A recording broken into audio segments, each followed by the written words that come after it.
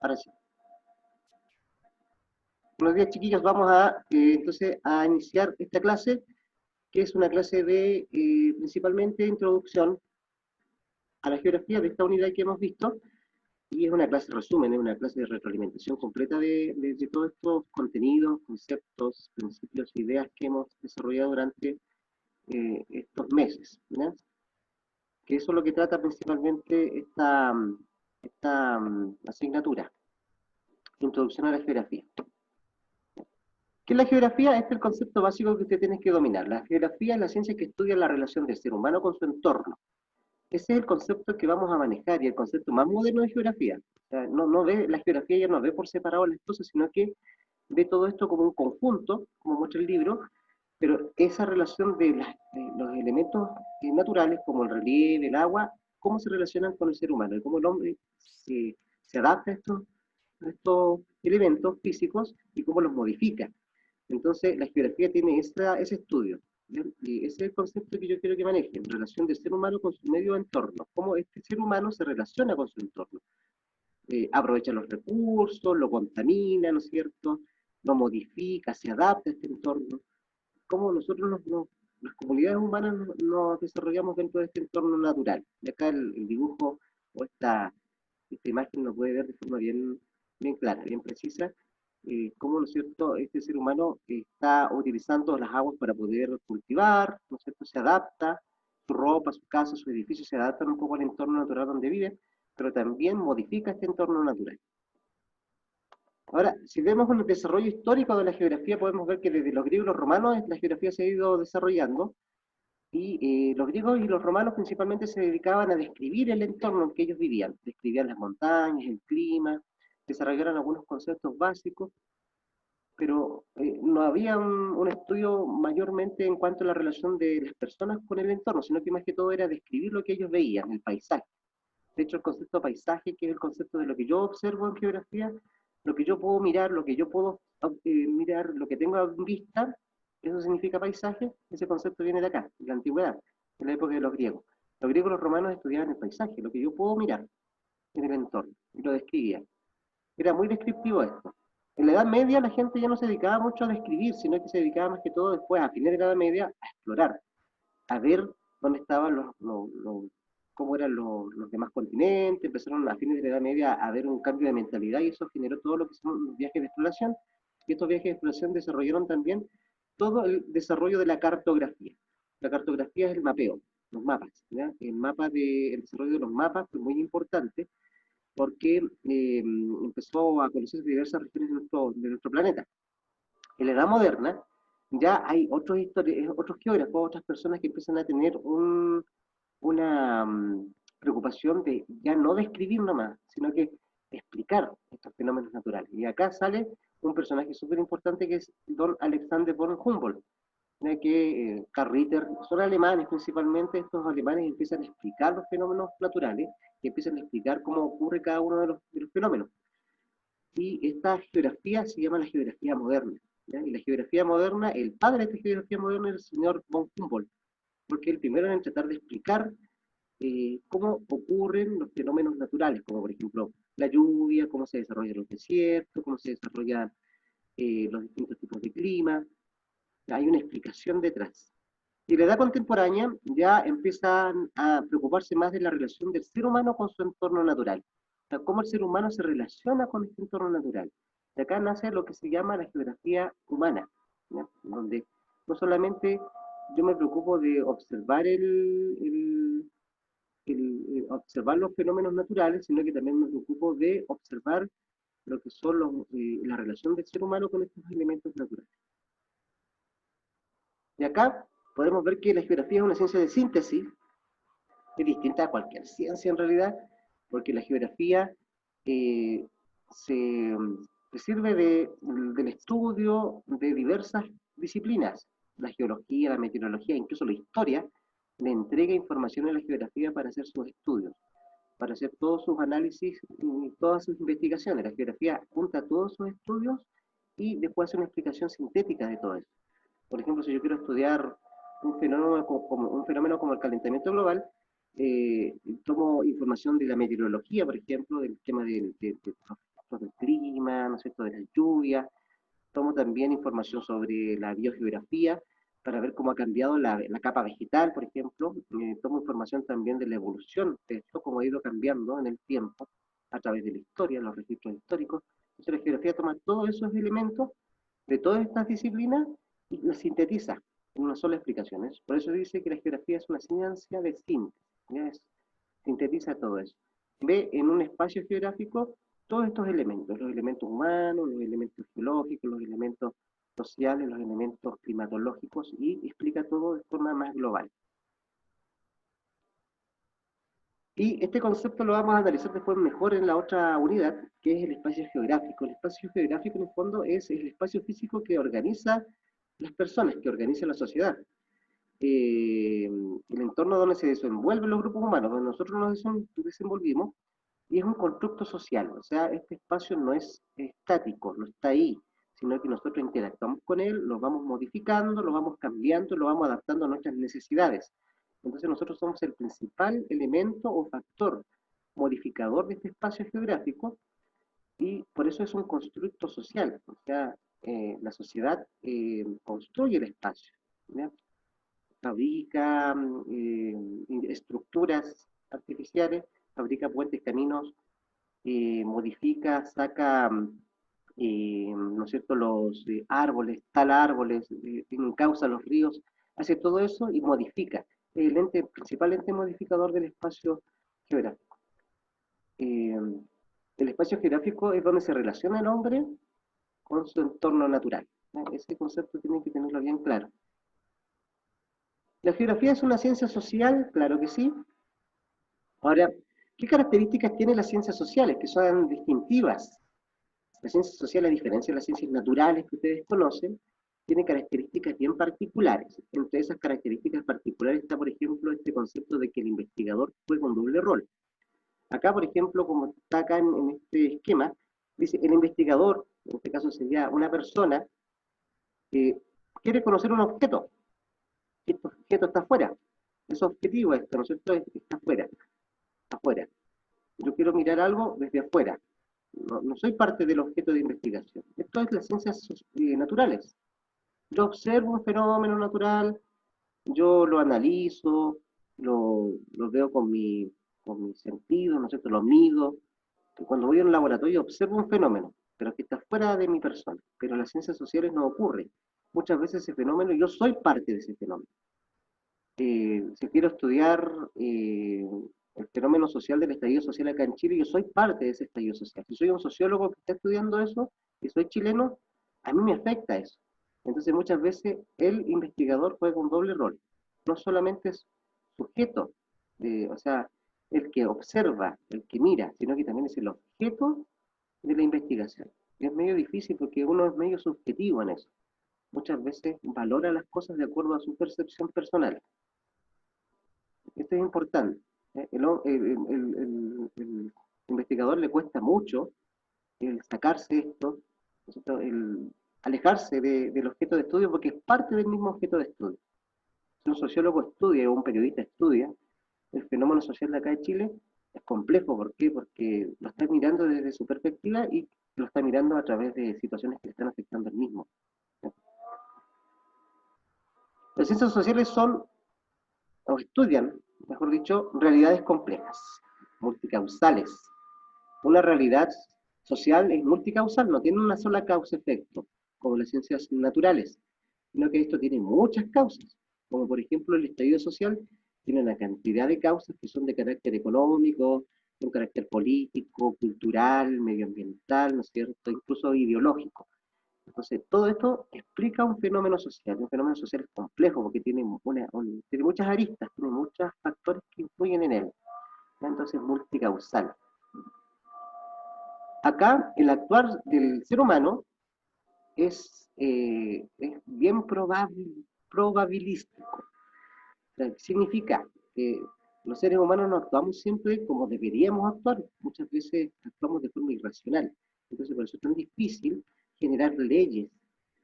No se pueden generar leyes en ciencias sociales, solamente yo puedo explicar un fenómeno, pero no puedo generar una ley, porque los seres humanos no actuamos a través de las leyes, porque actuamos a través de nuestras ideas, de nuestros pensamientos, de nuestras creencias, actuamos a través incluso de nuestras emociones, muchas veces. Ustedes vieron esta imagen, me imagino, que es la imagen de Antofagasta, después que se levantó la cuarentena y las personas en cantidad enorme fueron al, al centro de forma muy irracional, ¿no es cierto?, exponiendo a mucha gente, no exponiéndose también ellos al coronavirus, y esto es irracional. O sea, incluso esta imagen fue viralizada a nivel mundial, lo decía como en Chile, ¿qué pasa con la gente? No está respetando el distanciamiento social, las personas no están haciendo caso a cuidarse, a no salir o a salir cuando realmente es necesario hacerlo. Entonces, si nos damos cuenta, actuamos de forma muy irracional. Y acá en Chile pasa mucho eso. Y ha pasado y por eso la pandemia está como está también. Una de las causas de esta situación de por qué ha crecido tanto la pandemia es porque la población no actúa de forma muy consciente ni coherente. No se protege y tampoco protege a los demás. ¿Ya? Entonces, ese tema es complejo, lo podemos estudiar, sí, desde el punto de vista sociológico, pero explicarlo es muy complejo porque cada persona tiene una razón de por qué está ahí.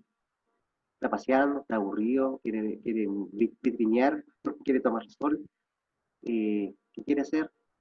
¿Quiere hacer compras realmente? Necesitaba todo el mundo salir a hacer compras. Hay un niño ahí, por ejemplo. ¿Por qué tengo que sacar a mi hijo a exponerlo a comprar? Entonces, el actuar de las personas es bien complejo. Nunca lo vamos a entender bien.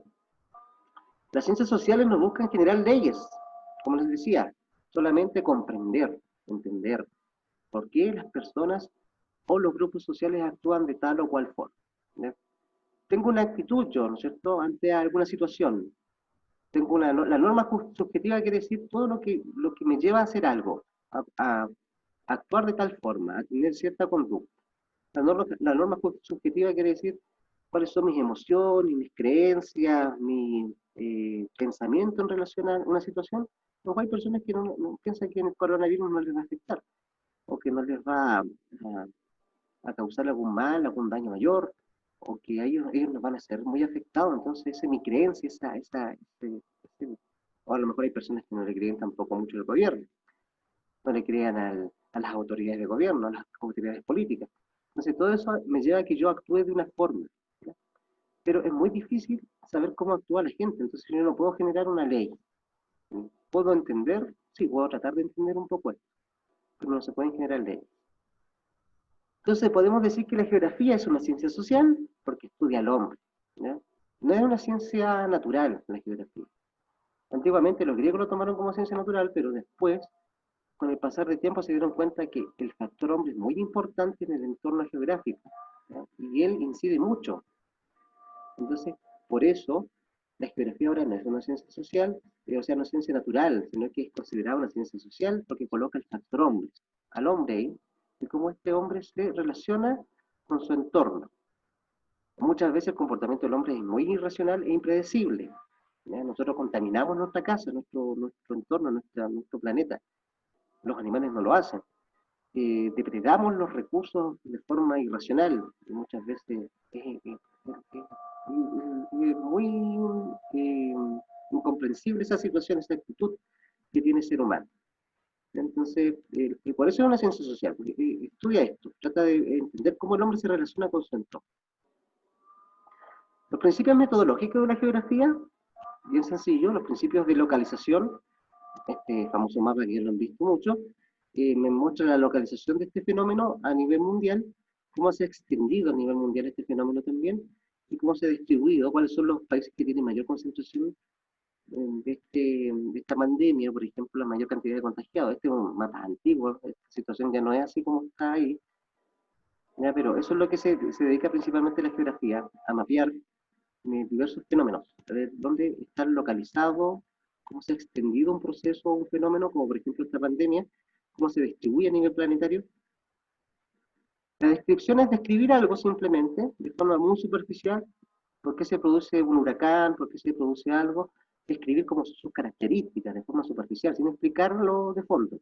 Describir significa simplemente voy diciendo, los huracanes provocan fuertes vientos, ¿cierto? Que finalmente hacen que el mar también empiece a tener un comportamiento muy complejo, las olas del mar se empiezan a salir, ¿no es cierto?, de su cauce natural, estos vientos también generan destrucción en el entorno. Estoy describiendo el fenómeno, pero no estoy diciendo cómo se produce el fenómeno. Cuando yo explico el fenómeno es otra cosa. También la geografía busca comparar. O sea, por ejemplo, como les decía yo en este ejercicio, los huracanes se producen acá en América, en el Caribe principalmente, los ciclones en la zona del Índico y los tifones en el sector de Japón, ¿no es cierto? Principalmente, del lejano oriente. Y son fenómenos analógicos, o sea, yo puedo analogar un estudio, lo puedo comparar.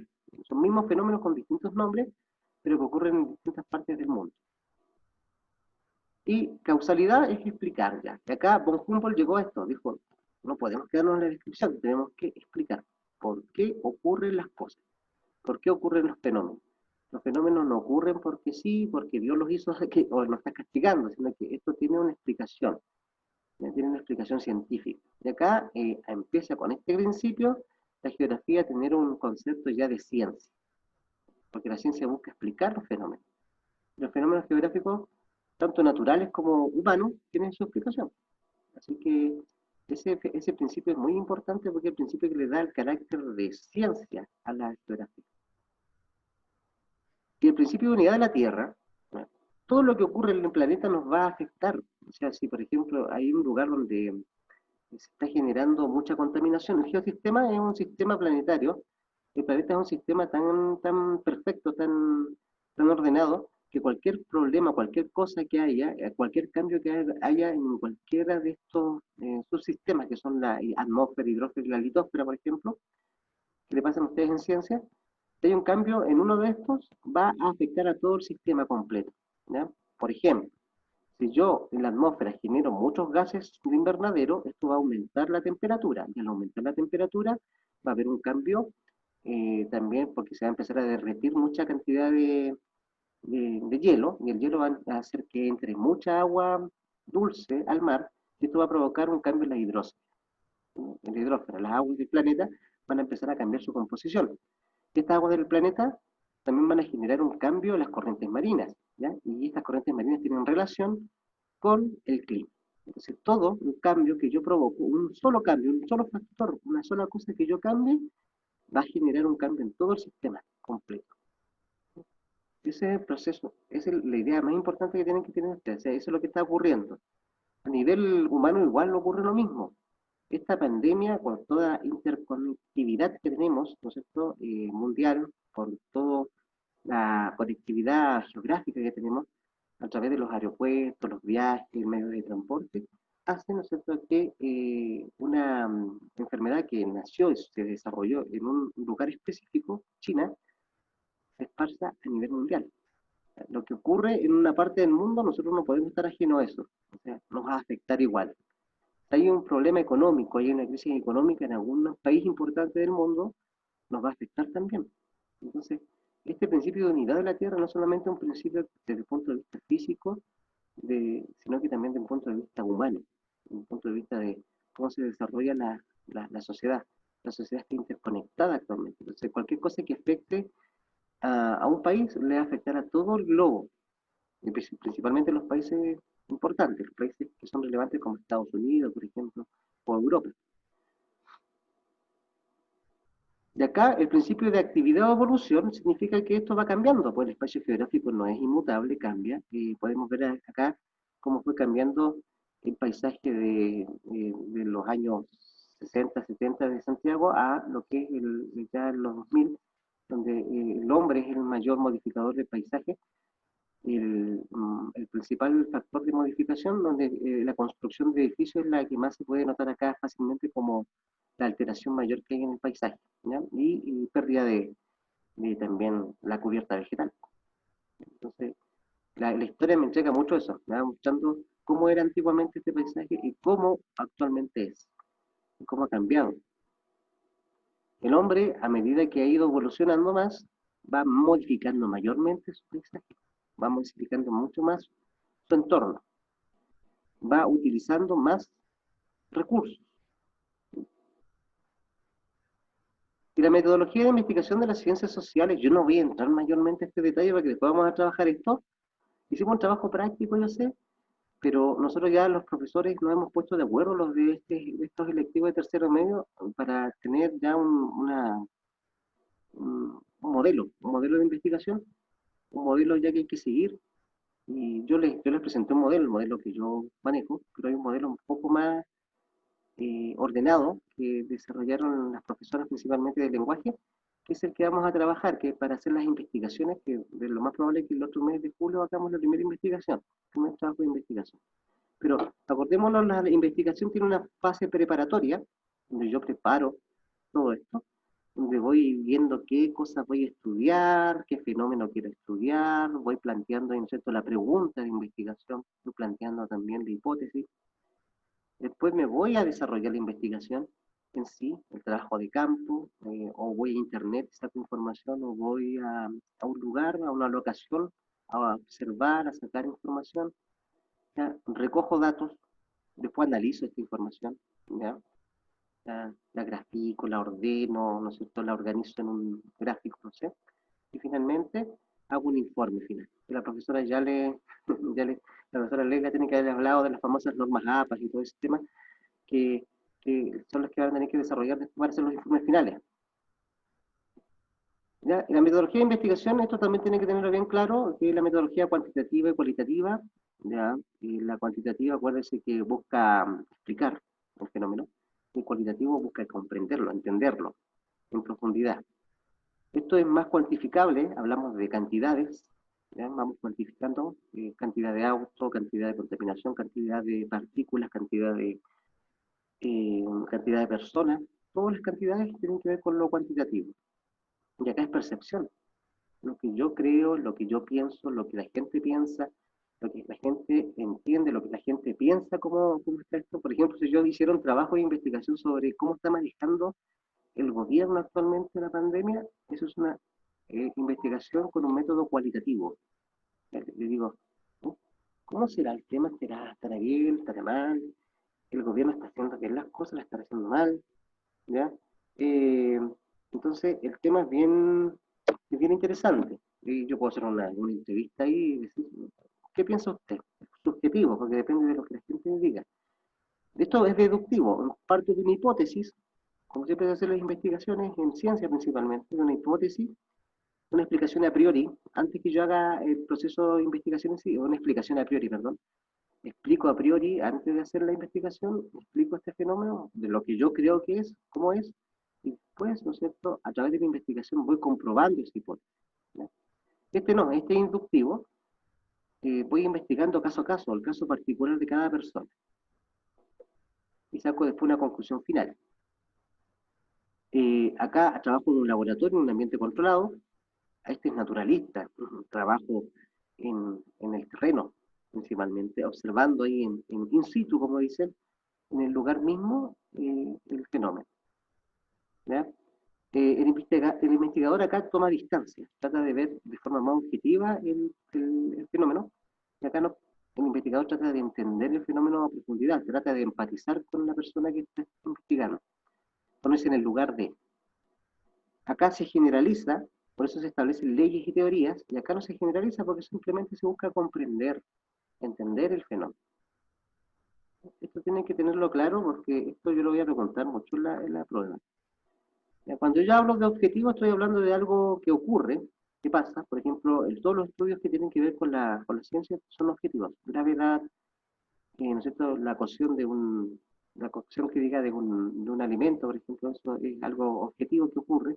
La órbita terrestre también tiene una forma clara, la percepción humana también es clara. Lo subjetivo tiene que ver con la opinión, la emoción, ¿no es cierto? Lo que cada uno tiene, el gusto que tiene uno, para que tengan bien claro qué significa objetivo. Es algo que realmente ocurre, es un hecho fáctico, ¿ya? Que no puede cambiar, siempre va a ser así. Y lo subjetivo es lo que yo creo que es, como yo lo percibo, de acuerdo a mis emociones, a mis opiniones, a mis ideas. Pensamiento hipotético deductivo. El hipotético deductivo es el que se utiliza principalmente en ciencias duras como las ciencias naturales. Parto de una premisa o una hipótesis, una premisa general, y después yo voy comprobando eso a través de mi investigación. Como sale acá que todos los ingresos son puntuales, esa es la idea que yo tengo general, en mi hipótesis, Pero ¿cómo puedo yo comprobar mi hipótesis? Viendo si es que John realmente es inglés, y como es inglés, a ver si es que John realmente es puntual o no. Y si John es, al ser inglés es puntual, estoy comprobando mi hipótesis. El pensamiento inductivo es al revés. Empiezo de lo más particular y después llego a una generalización. Por ejemplo, primera premisa, el oro se funde con el calor. Segunda premisa, la plata se funde con el calor. ¿Cuál sería mi conclusión? Veo dos fenómenos particulares, el oro y la plata. Ambos se funden con el calor. Finalmente llego a mi conclusión que todos los metales se van a fundir con el calor, porque el oro y la plata son metales. Entonces, esto es el inductivo y este es el deductivo. Esto lo vamos a trabajar harto después. Las fuentes de información, después lo vamos a ver, mayor, diversas fuentes de información de Internet, están los recursos bibliográficos, las noticias, ¿no es cierto? Están los libros, investigaciones con enciclopedias, libros, reseñas. De todo eso puedo sacar información. ¿Cómo proceso la información? Elaboro gráficos, tablas, resúmenes, así. Yo voy procesando todos los datos que yo obtengo, que voy sacando de internet o voy obteniendo yo de forma particular, los voy procesando. Y acá, bueno, para ver esto, esto siempre tiene esto es como el modelo un poco del informe final. Tengo una introducción donde yo explico mis objetivos del trabajo de investigación que estoy haciendo, las preguntas que yo quiero hacer en la investigación, y también se plantea la hipótesis, ¿ya? Después hago todo lo que es el proceso del trabajo, la investigación en sí, todo eso, la recopilación de datos, todo eso, y después llego al final a mi conclusión. ¿Realmente cumplí mis objetivos o no? ¿Ya? Y la pregunta de investigación se contestó o no. Por ejemplo, si mi pregunta de investigación era, ¿realmente hay un problema grave en Calama en relación al tema del tráfico vehicular en las horas puntas? ¿Ya? Mi hipótesis es esa, hay problemas graves en Calama en las principales calles en cuanto a congestión vehicular en las horas puntas. Las horas puntas son las horas de las 8 de la mañana, al mediodía. Yo con mi investigación realmente comprobé mi hipótesis o no, contesté esa pregunta que me planteé. Así se trabaja en este tema. ¿Ya? Chicos, voy a parar un poquito acá, ¿ya? Porque después nos queda todo lo que es herramientas geográficas, que lo hemos visto después. No sé, me gustaría acá ahora consultarle mayormente, voy a salir de aquí de esto, si es que están claros con el tema, si es que tienen alguna duda, alguna consulta, o vamos bien hasta ahí, también. Mire, en realidad es lo mismo que hemos visto en las guías y hemos visto en las clases anteriores, ¿sí? Es como una especie de clase resumen, ¿ya? Así que ahora quiero hacer un paralelo un poquito ahora con el tema de esto, porque después nos vamos a volver a meter, ¿ya? Unos 10 minutitos más para ver las herramientas geográficas y eso. Voy a parar un rato la grabación.